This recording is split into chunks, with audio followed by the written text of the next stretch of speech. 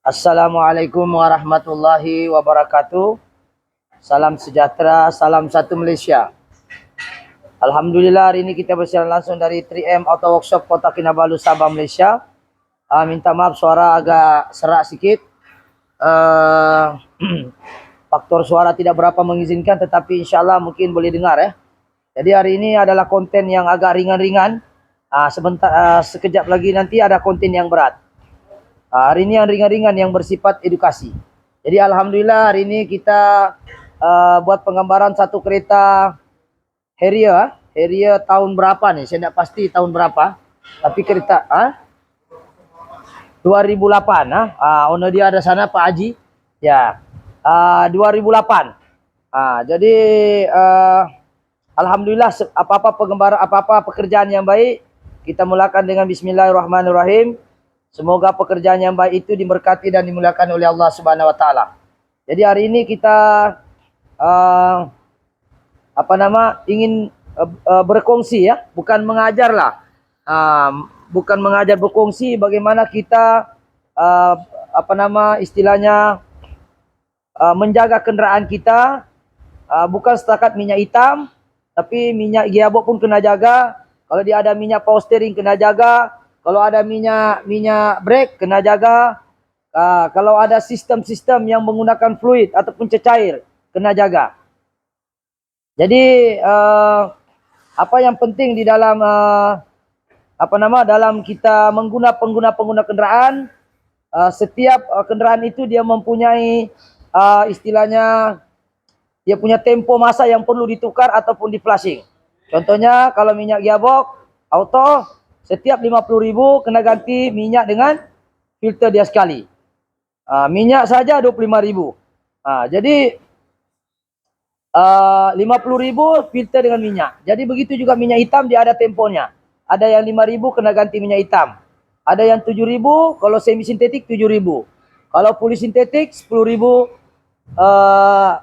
kilometer baru tukar.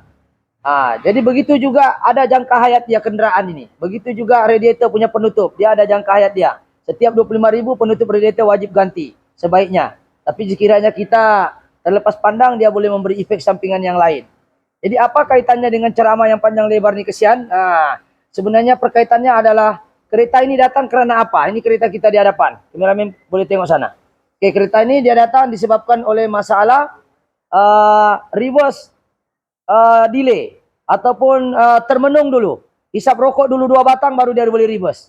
Inilah masalah kereta Harrier nih. Tahun 2008. Tahun 2008 di mana kereta ini menghadapi masalah reverse termenung. Kenapa dia termenung? Ini yang kita mau bahas. Dan apakah punca-punca gearbox termenung? Kita sudah bahas di video yang sebelum inilah. Punca-punca minyak gearbox sentap, panas baru jalan. Jadi kereta yang ini masalah dia pula dia tidak jual sentap betul lah, cuma dia yalah masuk di reverse okey ya. Masuk di dia tidak okey ni kereta, sorry terbalik. Betul lah owner. Ini ownernya sana bang. Okey ya. Dia maju ke depan dia aneh kan. Maju dia lambat. Sorry ya. Tadi dia reverse okey, maju dia lambat. Ini boleh disebabkan oleh faktor gearbox itu sendiri, di mana mungkin seal dia, piston seal, mungkin juga direct drum, mungkin juga clutch. Jadi apa yang merisaukan kita ialah kereta ini mungkin terpaksa di overhaul sekiranya owner itu bersetuju dari segi budget. Tapi kalau dia kurang budget, mungkin kita tukar filter sahaja atau dengan minyak. Tapi itu bergantung pada owner dia dan status kereta itu sendiri. Jadi apa yang mengejutkan kita, ini kita sudah buka. Oke, kalau kita nampak di sini, kameramen sini ya. Ini adalah dia punya crankcase. Ini crankcase dia untuk kita tahu bagaimana status dia minyak dia. Kita selalu nampak minyak ATF dia menggunakan warna merah kan. Yang ini kita tengok dia punya statusnya, kita tengok. Kita tengok dia punya minyak ni, kita tengok dia punya keladak. Dia memang hitam. Dia memang sudah sebu-sebu besi sudah banyak, kelasnya pun sudah terbakar nih kalau begini. Yang ini magnet pertama. Magnet ni adalah memerangkap habu-habu besi hasil daripada geseran kelas pad dan juga kelas steel. Jadi Daripada sini kita boleh mengatakan bahwa dia punya gearbox ini 90% sebenarnya mau kondem sudah. 90% mau kondem karena apa? Satu daripada habu besi yang sini, yang kedua kita tengok minyak hitam dia. Minyak etiap dia yang sepatutnya berwarna merah, sekarang dia kalah-kalah minyak hitam. Oke, sekarang kita tengok Nah, nampak? Hitam. Kameramen ke sini kasih flash dia nampak hitam. Minyak yang sepatutnya dia warna merah, tapi sekarang dia sudah hitam. Jadi kenapa dia boleh terjadi seperti ini? Ya sebenarnya bukan salah pengeluar kereta, tetapi sebenarnya salah kepada mungkin kecuaian daripada owner itu sendiri. Mungkin dia tidak servis mengikut kilometer, ataupun memang kereta ini dibeli daripada Yuska, dia bukan owner pertama, mungkin owner sebelum ini dia tidak jaga. Jadi owner yang kedua ini dialah menjadi mangsa keadaan lah, mungkin. So ini kereta second hand dibeli daripada owner dia. Owner dia di sebelah, betul bang Ya. Kasih sahkan, dikasih gambar sikit-sikit sama abang ini. Ya. Betul bang betul lah, bukan kita dari kecil. 5 tahun ini. Kereta ini dia baru pakai 5 tahun lah. Tapi memang kereta ini sudah ada tanda-tanda dia. Mungkin orang sebelum ini mungkin lah. Kita bukan menuduh, cuma kita mengambil pengajaran. Kenapakah benda seperti ini boleh terjadi? Sebagai satu edukasi supaya kita lain kali kalau kita beli kereta, tolonglah servis mengikut kilometer, bukan tolong servis mengikut hati. Kalau ikut hati kita, nantilah dulu. Nantilah dulu jadi beginilah. Nantilah dulu dia jadi beginilah. Dia jadi seperti ini. Coba kita akan tengok minyak etiap yang baru. Kameramen satu orang mungkin komen boleh ambil yang baru. Apa ini hitam Kita selalu minyak gearbox ini selalu kita nampak dua saja color selalu kita nampak, yaitu merah dan juga hijau. Hijau untuk CVT, merah untuk AT. Jadi kita tengok minyak yang baru yang sepatutnya berwarna seperti ini. Kita tengok. Ini beza dia. Kita nampak, kameramen boleh fokus apa perbezaan dia? Ini nampak. Inilah warna yang sebenarnya. Warna nampak ada beza tangan saya nih. Ini warna dia. Merah. Kenapa dia jadi terbakar? Sebab dalam ini mempunyai clash pad ataupun clash steel. Mungkin satu orang pemain boleh ambil clash steel dengan clash pad satu kendaraan yang kita sudah overhaul, yang sudah hancur. Jadi habu-habu besi ini mana terjadi disebabkan oleh geseran dan juga faktor-faktor usia itu sendiri. Mungkin kereta ini memang sudah, ialah namanya 2008 tolak 2024. Sekarang kita buat pengambaran 2024 tahun bulan 2 lah. Berapa hari bulan hari? 14 hari bulan 2. 14 hari bulan 2 tolak dengan 2008 sehingga macam 20 tahun sudah bang. Ada 20 tahun. Tidak sampai 20 tahun. 15 tahun 15 tahun. Aku tidak tahulah, tapi yang pasti kereta yang kalau sudah umur 10 tahun, kalau sudah umur 10 tahun dia masih lagi oke, syukurlah. Ini contoh-contoh clash pad yang sudah habis. Ini namanya clash pad yang besi itu disebut sebagai clash steel. Ini kita nampak bagaimana besi itu terhasil daripada abu-abu. Inilah geseran dia. Nampak besi ini makan nih. Ini clash pad dia. Ini clash pad masih tebal lah. Kita tengok yang clash pad yang sudah betul-betul haus tuh. Itu tinggal besi itu. Ini sebenarnya dia ada besi. Nampak tiada sudah clash liningnya. Habis sudah. Dia bergesel di sini. Jadi itu kenapa ada habu besi. Dia bergesel begini. Bergesel begini. Habis sudah dia punya lining nih. Sepatunya yang lining yang oke yang ini seperti ini nampak nih. Yang ini sepatunya nampak besi nih, sepatunya warnanya begini. Tapi dimakan oleh besi. Jadi macam mana dia mau grip itu gear? Dia merokok 3 batang baru jalan keretanya kalau sudah begini. Silap hari bulan tidak boleh. Habis 1 bungkus pun tidak jalan kalau sudah tinggal besi begini. Maksudnya tidak ada sudah harapan. Jadi kalau kita melihat kepada status nih, di manakah datangnya habu besi daripada geseran clash steel dengan clash pad. Clash pad ini banyak nih nampaknya. Nih. Geser, dia bergesel. Kenapa dia boleh bergesel? Mungkin daya lincir. Mungkin juga berlaku penyumbatan di filter dia. Kita tengok filternya ini kereta. Ini kereta ini ya. Ini kereta lain. Kita ambil tengok. Ini kereta dia. Kita tengok filternya. Coba Zul buka yang baru Zul, kasih lari itu stikernya. Oke, kita nampak dia punya filter. Saya tidak tahu, dia bilang dia sudah ganti bulan berapa nih bang? Tahun lepas dia sudah ganti. Mudah-mudahan apa yang dia cakap itu betul. Tapi kalau aku tengok di sini dia punya kenapa? Macam zaman Jepun pun ini pun ada tengok kelas. Tengok dia punya ni, dia sampai terbuka nih. Ini tengok dia punya ni macam mana mau cakap macam tidak diganti lah bagi saya. Walaupun dia bilang ownernya itu bulan 10. Jadi bila berlaku penyumbatan, contoh ini. Sekarang ini dia duduk begini. Oke, dia isap di sini, dia keluar di sini. Macam mana rasa-rasanya dia mau keluar minyak ini yang penuh di sini kalau berlaku penyumbatan di span di sini tadi. Nampak span ini macam zaman Firaun pun ada ini. Ini lama sangat. Kita tengok filter yang baru. Memanglah jangan tengok yang warnanya jernih, tapi kita tengok berlaku lipatan di dalam. Tengok. Berlaku lipatan span di dalam. Mungkin ini filter lama, mungkin tidak menuduh. Mungkin juga lah mungkin juga macam mana mau cakap tidak ditukar barangkali, alau alam menuduh itu tidak bagus. Tapi yang pasti kalau betul-betul dia sudah cuci ini barang dikasih bersih, kenapa ini magnet terlampau banyak dan kenapa warnanya begini teruk kan? Coba nampak. Jadi bila berlaku seperti ini, kalau diikut betul-betul, aku tengok ini span memang sumbat lah. Tengok kameramen perbezaannya. Sumbat lah. Tengok yang baru tuh. Kalau dia pun dia baru tukar, tidak mungkin dia sampai terkoyak nih, nampak nih. Berlaku penyumbatan di dalam. Nampak tuh ada kotoran kan? Baru tuh tergulung ini barang, nampak terlipat nih. Coba kasih nampak yang baru tuh.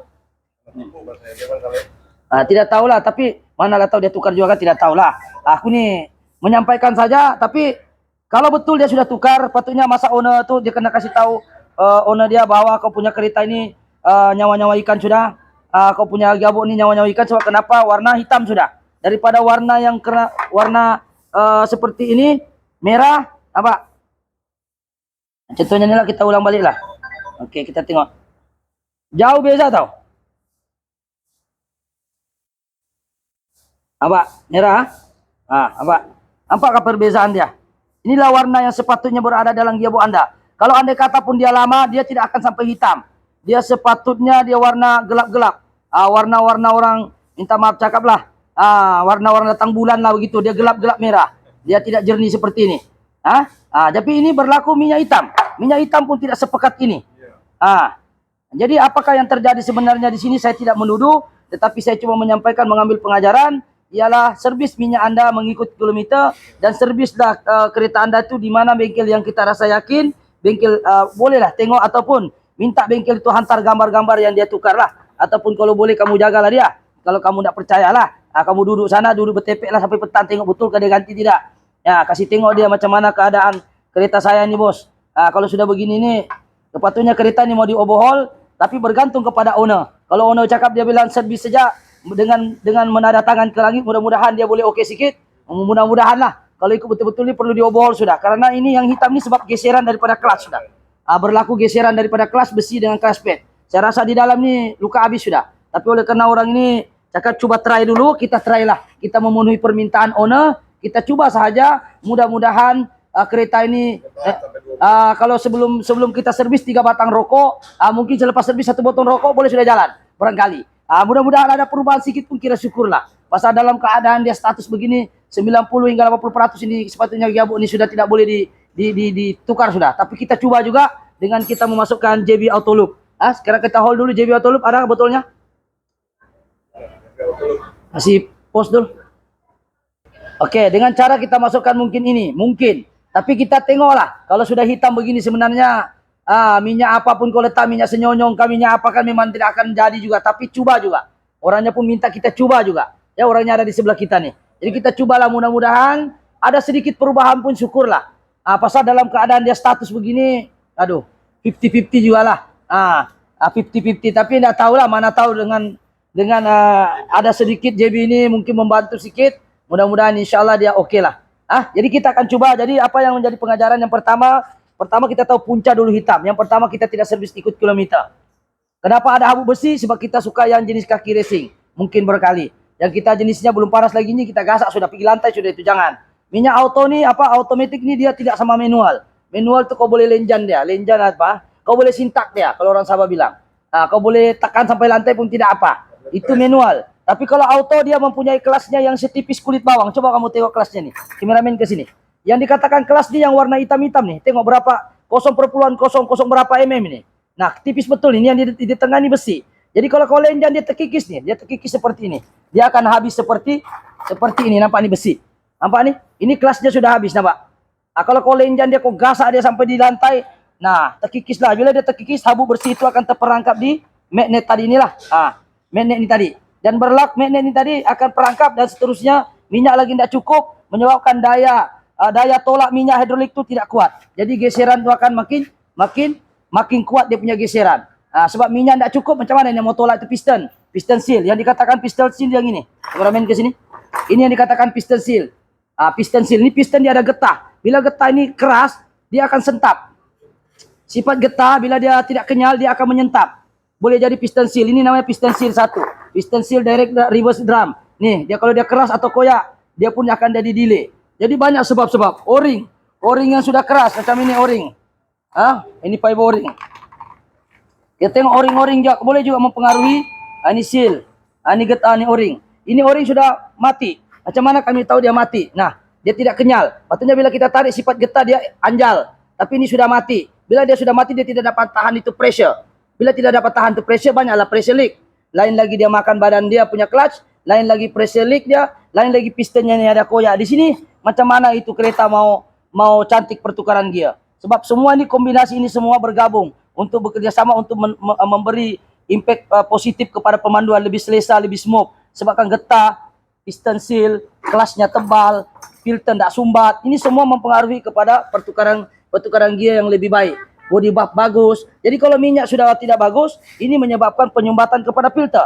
Nih nampak nih. Nah, dia lalu sini sikit. Walaupun kau tarik itu chopstick dia okey, tapi kalau lalu di sini tidak okey, sebab kalau sudah tidak okey macam mana daya lincir dia satu. Kedua, macam mana minyak ini sebagai daya dorong. Sebab minyak ATF ni dia punya fungsi ada dua. Satu sebagai daya lincir, kedua dia punya sifat adalah daya dorong. Yang mendorong itu piston ke depan, ke belakang, ke bawah menggunakan minyak. Dihisap oleh oil pump ataupun disedut oleh oil pump dan juga dialirkan ke komponen lain. Jadi kalau macam mana dia mau tolak itu minyak, kalau minyak sendiri tidak cukup naik disebabkan penyumbatan berlaku di filter. Jadi bila tidak cukup minyak, dia mau tekan itu kelas dengan steel bertemu cengkam, dia tidak boleh. Dia kena CP-CP macam kita tukar manual lah, tukar kelas, kita angkat tu kelas, tapi tidak sepenuhnya kita angkat, kita letak kaki kita gantung, dia jadi miss. Bila dia miss, dia menghakis tu kelas lining. Jadi bila kita letak kelas manual, kita letak kelas kita, tapi ini manual lah. Begitulah juga bila minyak tidak cukup, dia kena CP-CP, dia tak hakis. Hakisan itulah akan menghasilkan besi-besi serbuk. Dan serbuk itulah akan diperangkap oleh magnet tadi. Jadi itu menunjukkan kenapa perlunya kita servis ikut kilometer. Kedua, kenapa kita perlu memandu bukan ikut perasaan, ikut aliran kereta lah. Maksudnya kereta itu pelan-pelan lah kita tekan. Makin dia laju, kaki makin ke dalam. Jangan baru gear 1 terus sampai lantai. Jadi terkejut semuanya itu, clutch semua dalam tuh. Jadi jangan buat begitu, sebab ini bukan kereta manual. Itu yang kedua dari si faktor pemanduan lah. Yang ketiga tadi adalah faktor tidak tukar filter, tidak ikut kilometer. Yang kedua faktor pemanduan. Yang ketiga adalah faktor quality juga. Maksudnya quality barang yang kereta itulah. Ada setengah-setengah kereta, kita tengok macam kereta dulu punya auto, kenapa lebih tahan dengan kereta baru semua. Kereta baru sekarang macam banyak bermasalah. Contohnya, minta maaf lah, ada kereta-kereta Honda yang dulu dengan Honda sekarang. Honda CR-V ketam dengan Honda CR-V yang lama lagi tahan. Kenapa? Sebab quality di dalam. Walaupun jenisnya kau ganas, tapi oleh karena buatannya orang dulu-dulu ni lagi kelasnya lagi tebal, lagi solid, dia lebih tahan walaupun kau ganas bawa kereta. Ini perbandingan. Jadi kereta dulu dengan kereta sekarang tidak sama. Itu kesimpulan yang ketiga. Jadi orang generasi kita ni yang sekarang ini kalau boleh memandu jangan kasar-kasar lah. Manja-manja sikit. Maknanya kita lenjan dia, jangan kau tekan begitu. Itu yang ketiga, yaitu faktor quality kereta dulu dengan kereta sekarang tidak sama.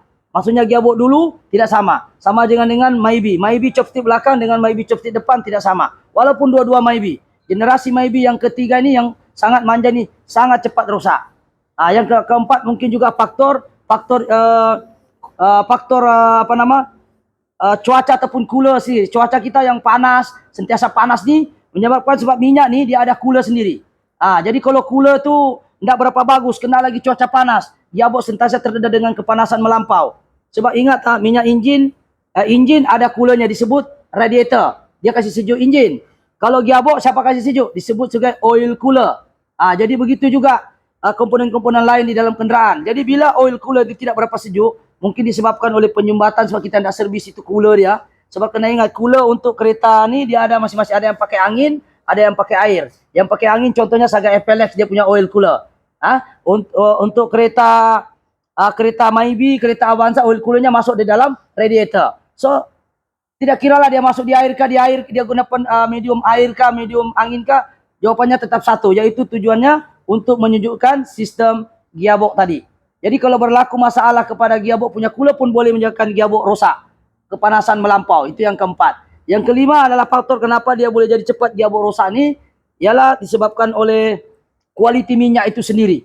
Sebab minyak ni dia ada adiktif. Tapi untuk kereta model begini dia sebenarnya tidak kisah minyaknya, kau mau pakai Toyota boleh, Toyota yang lembut sedikit pun boleh. Kamu pakai yang betul-betul Toyota yang memang spesialis ini pun boleh. Untuk kereta lama lah. Kalau kereta baru dicadangkan pakai Speed 3 yang paling lembut ataupun yang seangkatan dengannya. Jadi kalau minyak ini kita masukkan sembarangan pun mempengaruhi kepada kelancaran ataupun pertukaran gear itu sebab dia tidak ada tambahan adiktif. Tapi untuk kereta lama tiada masalah. Untuk kereta baru sahaja yang kalau boleh ikut spek kilang, dia punya liquid di dalam dia punya sudah ditetapkan oleh pengilang, ikutlah. Jangan ambil rendah daripada itu, tinggi tidak apa. Tapi untuk kereta model-model lama dia tidak ada masalah. Kau bagi yang cikai-cikai pun dia oke juga. Kau bagi yang lembut sedikit pun lagi dia suka. Begitulah. Jadi itulah perbezaan minyak kena jaga. Jadi untuk kereta ini saya rasa bukan faktor minyak. Ini faktor kecuaian daripada owner dia yang mungkin barangkali yang tidak menjaga kendaraan ini dari awal. Sebenarnya kereta ini sebenarnya sudah tanda-tanda rusak cuma tidak kritikal. Sekarang dia sudah hitam, dia kritikal lah. Jadi mohon maaf, hari ini 5 poin saja yang kita boleh sampaikan. Di mana mencegah itu lebih baik daripada merawat. Maksudnya kita cegahlah, kita ikut kilometer pas servis dia elok-elok. Jangan sampai di overhaul. Sebab untuk kereta model ini tidak lari dalam angka 7 juga lah. 7K begitu. 7K ke atas. Itu belum masuk lagi direct ram body bab sumbat. Jadi kena paham. Jadi lebih baik kita merawat, mencegah daripada kita rawat dia. So, kalau dia sudah overhaul, kosnya sangat tinggi. Sedangkan benda ini kita boleh selamatkan setiap 50.000 ganti filter dengan minyak saja. Tidak ada masalah, baru berapa ratus. Daripada overhaul, kalau overhaul lagi, terus oke, apa lagi? Kalau sudah overhaul, tinggal lagi, sebab ada masalah lain, kasihan. Jadi insyaAllah itu saja sekadar perkongsian. Untuk hari ini hanya bersifat tutorial, bersifat edukasi. Kalau tutorial saya kena terangkan diagram satu-satu. Ini hanya bersifat edukasi, sebenarnya bersifat mendidik kepada masyarakat pengguna-pengguna luar bahawa sayangilah kereta anda punya gearbox tu. Tukarlah minyak gearbox mengikut kilometer, bukan ikut hati. Oke, itu saja. Kalau video ini bagus, bolehlah subscribe, like ataupun share. Cuma kita berdoa semoga kita pasang nanti ini dia oke lah, kita tidak share sudah lah. Kita pun tidak mengharapkan yang terbaik untuk kereta ini. Cuma kita sebagai edukasi saja penggambaran ini, sebagai satu pendidikan, sebagai satu kesedaran bahwa menjaga itu lebih baik, mencegah itu lebih baik. Kita ikut kilometer saja, jangan sampai di overhaul. Tapi kalau terpaksa juga, terimalah. Itu ketentuannya sudah sampai kena overhaul juga. Bergantung pada owner lah. Kalau owner ada budget dan mau teruskan, terpulang dengan dia. Kita cuma cadangkan saja. Oke, jadi sekiranya video ini bagus lah, bolehlah subscribe, like ataupun share dengan kawan-kawan kita maupun komen. Sekiranya anda juga mungkin pengguna kereta yang menghadapi masalah yang sama, merokok dulu 3 batang baru boleh maju. Jadi kalau anda menghadapi masalah begitu boleh komen-komen, ataupun mungkin juga anda boleh bagi cadangan yang lebih baik daripada saya, ataupun mungkin juga anda boleh komen konten-konten yang lebih menarik daripada ini, yaitu mungkin boleh minta permintaan dari kamu. Minta komen apa yang kamu mau minta konten yang menarik. Nanti saya coba tengok mana yang saya rasa saya boleh tunaikan, saya akan buat konten itu. Boleh juga kamu cadangkan dalam ruangan komen lah. Jadi itu saja sekadar perkongsian pada hari ini. Mohon maaf sekiranya ada kesilapan. Semua yang baik itu datangnya dari Allah, bukan daripada saya. Semua yang buruk itu semuanya kelemahan diri saya sendiri. Oke, itu saja, sekian. Assalamualaikum. Thank you.